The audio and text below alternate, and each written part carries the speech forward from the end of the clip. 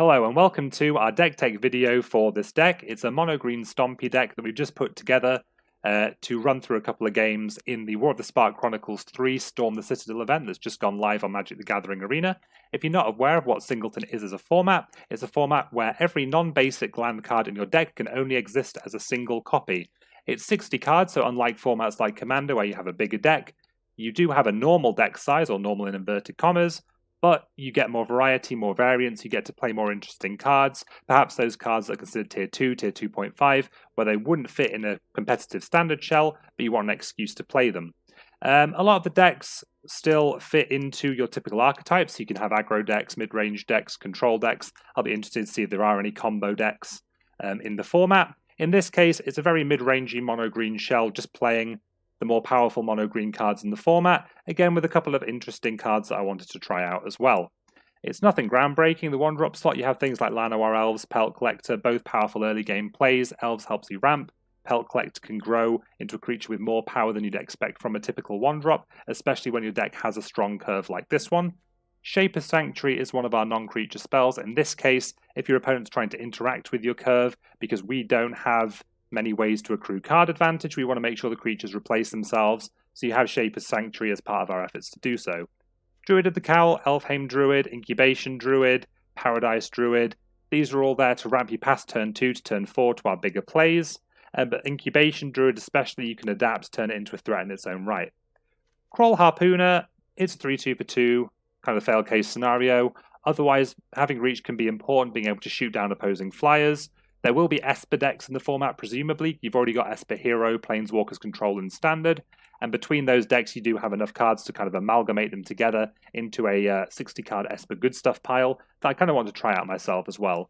Merfolk Branchwalker's here without Wildgrowth Walker because we can't get the density of Explore, but exploring in and of itself is a powerful effect, allows Branchwalker to either replace itself with a land or become a 3-2 for 2 and give you control over the top card of your library. Thorn Lieutenant again, hard to target, decent size on 2, has an ability later in the game that acts as a mana sink, and turns it into a real threat. Vivien's Arcbow is an interesting one. I wasn't sold on it in War of the Spark Limited, but I think in this deck with a high density of creatures, we're doing things with mana, we want to be able to hit our large creatures, put them onto the battlefield. It's powerful. We're also playing 2 Viviens, so I think it's kind of flavorful as well. Deathgord Scavenger is a standard playable green creature. Can get some utility from exiling cards, from being slightly bigger in combat, from gaining some life against aggro decks. Reclamation Sage, I imagine decks playing white at the very least are going to go to cards like Prison Realm, Conclave Tribunal for removal. Being able to break those is important. Sorcerer's Spyglass may end up in decks depending on what happens. The Immortal Sun is definitely a powerful card. Wayward Swordtooth, it's a fun card. It's a 5-5 for 3, it lets you play an additional land so you get to ramp to your bigger spells. Can't attack or block unless you have the City's Blessing, but we're planning to play lands. We'll have ramp creatures. We have things like Tendershoot Dryad as well, which can make a small army all on its own. Jadelight Ranger, same argument as Merfolk Branchwalker, just gets you value, turns into a reasonable sized creature if it doesn't. Thrashing Brontodon, again, standard sideboard staple at the very least, good stats on curve, utility in destroying artifacts or enchantments in the format. Steelleaf Champion is the poster child for Stompy, really. It's a 5-4 for 3, can't be blocked by creatures with power 2 or less. Typically considered one of the payoffs for going mono-green, because we will be able to consistently cast it on turn 3, perhaps even turn 2 if we do spike our one of Llanowar Elves. Vivian Champion of the Wilds is one of 3 planeswalkers that we're playing in the deck. Allows you to cast your creature spells as if they have flash, so you gain that interaction with your opponents. And between the +1 giving you utility to block flyers, to protect herself, and the -2 accruing value, generating virtual cards for you to flash in, or just cast if Vivien does leave the battlefield. Again, it's another way to get ahead on resources. Goreclaw looks surprisingly innocuous. It's actually quite powerful, especially in this deck. When you look at the higher end of the curve, a lot of your creature spells do have power 4 or more, and making them cost 2 less is big game. In addition, attacking as a 5-4 with Trample and giving your other large creatures Trample as well lets you get through board stalls, lets you get through smaller creature tokens. Beast Whisperer seems to be a favourite of players, especially at the start of the game in Magic the Gathering Arena. Whenever you cast a creature spell, draw a card. In fact, a powerful effect here definitely makes the cut if you're looking for 60 green cards. Again, because each of your creatures now replaces itself with a card, whether that's another land to get to the higher end of the curve, or another creature for you to cast following on from that, and then again, trigger the Beast Whisperer. Nullhide Ferox, just insanely overstatted. We're not casting very many non-creature spells. I would very much like a 6/6 for 4 in this deck. Ripjaw Raptor, again, seeing standard play in the Gruul decks currently. 4/5 for 4, it's just a big body. When it's dealt damage, you draw a card. If you have Guardian Project, if you have Beast Whisper, you're drawing a card on the way in. Territorial Allosaurus, I feel, gets overlooked sometimes. It's a fun card. It's a 5/5 for 4, which is ultimately why we're playing it, but getting to 7 mana is a very real possibility, and being able to come in and remove a creature makes it kind of like a mini Ravager Worm, but we've not got red mana. Guardian Project continues to be insane in the format. Because we're only playing one of creatures in our deck, every creature will trigger Guardian Project unless it dies in response to the trigger, because then if it's in the graveyard, you're not going to get to draw the card because it sees the deceased creature, has the same name as the creature that was on the stack, and unfortunately you will miss out on your value there. Just something to note. Tendershoot Dryad, Scourge of Rivals of Ixalan Limited, makes saprolings, makes bigger saprolings once you ascend, and again, with Wayward Swordtooth, we are looking to ascend eventually. And Biogenic Ooze is another powerful way to do that. Again, powerful in its own right, comes in, makes another ooze, pumps oozes, you can put mana to generate more oozes. It's a strong 5 mana play, it's a strong mana sink, it's a strong standard card, definitely a very real threat. God-Eternal Rhonas, considered one of the weaker of the gods because it just doubles the power of your team for the turn and sends them in with vigilance, but it's going to keep recurring itself. It is still a 5/5 for 5, and I wanted to play the card basically because the art is sick. Gigantosaurus, the M19 mono green payoff, just a 10/10 for 5. Better with Goreclaw giving it trample obviously, but still very, very overstated for the converted mana cost, but not for the mana investment you'd have to put in a regular deck. Nissa, who shakes the world, seems to be shaking up standard at the moment, and she's pretty good in a deck where 23 of your lands are forests. So again, ramping you to big mana plays. We don't have that many. The curve stops at 8 with End-Raze Forerunners. We have Palakaworm at 7 before that. But again, like we've said, we have mana sinks. We have things like Thorn Lieutenant. We have things like Biogenic Ooze to pump this mana into. You can get large Vivien's Arcbow activations to try and hit exactly what you're looking for. Turning your lands into creatures allows you to pressure opposing planeswalkers with haste, pressure your opponent's life total with haste, get value if you do end up kind of flooding, and the ultimate's the ultimate. Vivien Reid used to be a staple of Sultai decks, the Golgari decks, seems to have fallen out of favour slightly, but she's still a powerful value engine. Her -3 is going to get a lot of utility in a format where opponents are more likely to be playing artifacts, enchantments. Flyers are always a staple of every format effectively. Her ultimate's still an overrun that's probably going to win you the game and make all your creatures indestructible. It's a huge game in and of its own right. The final column has Carnage Tyrant, just an untargetable 7/6 with trample as well. Pretty good rate. Multani, never really saw constructed play, but you're going to have lands in play. It recurs itself if you do start flooding. Again, insurance that we can play a late game, despite kind of looking like a mid-range deck on paper, because there's not really many control elements going on here. We're certainly not aggression. But speaking of aggression, we have Aggressive Mammoth. It's an 8/8 with trample, gives other creatures you control trample. So again, another effect similar to Goreclaw, making your Gigantosaurus get through for the damage that you need. Palakaworm, so good they had to put it up to a rare in M19.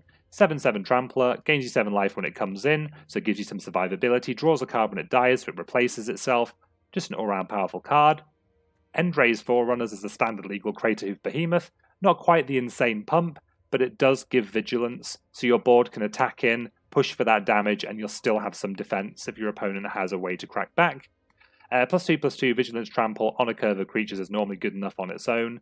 That's kind of your optimistic ramp card. It's the only 8-drop in the deck, though. So even if it does languish in your hand, eventually you'll probably get a chance to cast it.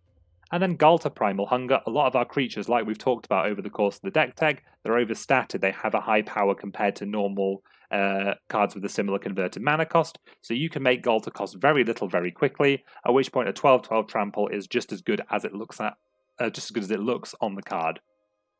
The only non-basic land is this Memorial to Unity.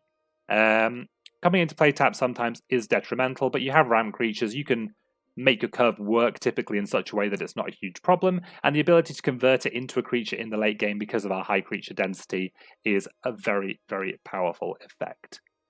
Perfect. So what we're going to do now, we're going to take this deck into a game, see how that game goes, see how it plays out. And as I said, we'll be making a reasonable amount more Singleton content over the course of the next week, and you'll be able to catch some of it live on my Twitch channel as well. But now, onto the games. Thank you. Okay, so we're about to record some gameplay with our mono-green Singleton deck in the new War of the Spark Chronicles Part 3 Storm the Citadel Singleton event. We're going to jump into the queue. You'll be watching the deck tech first, but I've recorded it chronologically after this game that we're about to play here. We're just in the queue waiting for our opponent. Interested to see how this deck goes. It is a lot of creatures in a curve. You have Guardian Project, you have Shaper Sanctuary, but otherwise not a lot of ways to interact with what the opponent's doing. So we're just really hoping to draw the right mix of lands and spells to go over the top of them. This hand looks like the kind of hand that will allow us to do it. Even if they have an answer for our Incubation Druid on 2, we're going to have Steelleaf Champion on 3. So can't really complain about that. And then we do have Ripjaw Raptor, probably going to play it after Guardian Project to refuel. If Incubation Druid survives, we're likely to make Guardian Project on turn 3, unless it looks like we're not going to have another land, but we've drawn another land. So we just want to get as much value as possible out of Guardian Project. Steelleaf Champion still a fine play 1 turn behind curve, although it might be that we play Ripjaw Raptor first. Opponent's got a Dreadhorde Invasion for us. We have an End-Raze Forerunners, which seems somewhat optimistic, but if Incubation Druid adapts, it's a very real threat. So, Guardian Project definitely the play there, I think. Opponent has a 1/1 token. Opponent seems to be all of colors, so we have to worry about things like Mortify hitting Guardian Project. D-Spark could hit Guardian Project. But if it's hitting Guardian Project, it's not going to hit one of our follow-up plays like Raptor. So swings and roundabouts. They have a Prison Realm, which exiles a creature or planeswalker, so Incubation Druid is going in the box. Incubation Druid is going in the box. Opponent gets a Scry. Where's the Scry going? Scry goes to the top. Cool. So Incubation Druid has been thoroughly contained. We draw Carnage Tyrant. We make our land drop.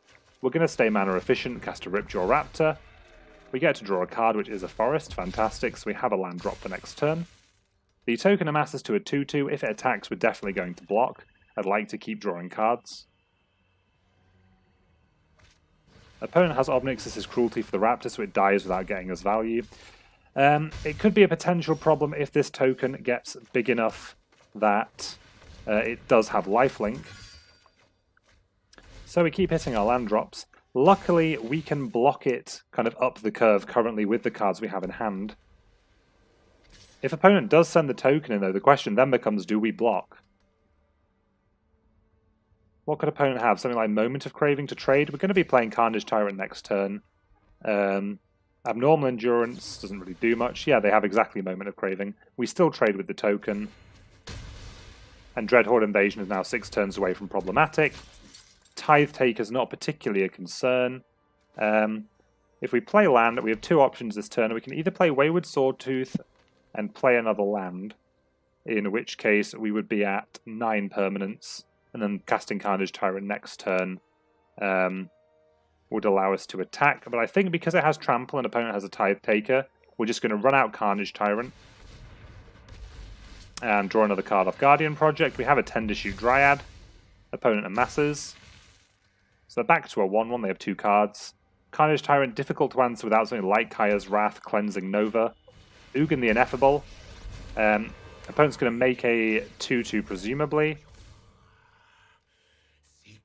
So we will send Carnage Tyrant at Ugin because opponent has 5 power, which isn't enough to trade with Carnage Tyrant, but it does start knocking the Planeswalker down. We have 7 mana. We'll lead on Wayward Swordtooth. We'll draw a card off it. It draws us Thrashing Brontodon. Opponent decides to explode to that. So, pretty decent curve with mono green Stompy. Hopefully that gives you a little sample of what the deck does. And hopefully you enjoyed the first win we've gotten in the mono green Singleton. Well, not just the mono green Singleton, but the Storm the Citadel Singleton event for Magic the Gathering Arena. If you did enjoy this deck tech and gameplay video, please give us a subscribe. There's a link to my Twitch channel in the description below if you also want to visit. We'll be streaming basically every night for the foreseeable future until I get bored. And until I get my 15 wins at least, we're going to have some Singleton mixed in there. Otherwise you've got standard drafts, stuff like that. So hopefully see you there. If not, And either way, hopefully you had a good weekend, you had a good event, and you enjoyed playing Storm at the Citadel at Singleton. Thank you.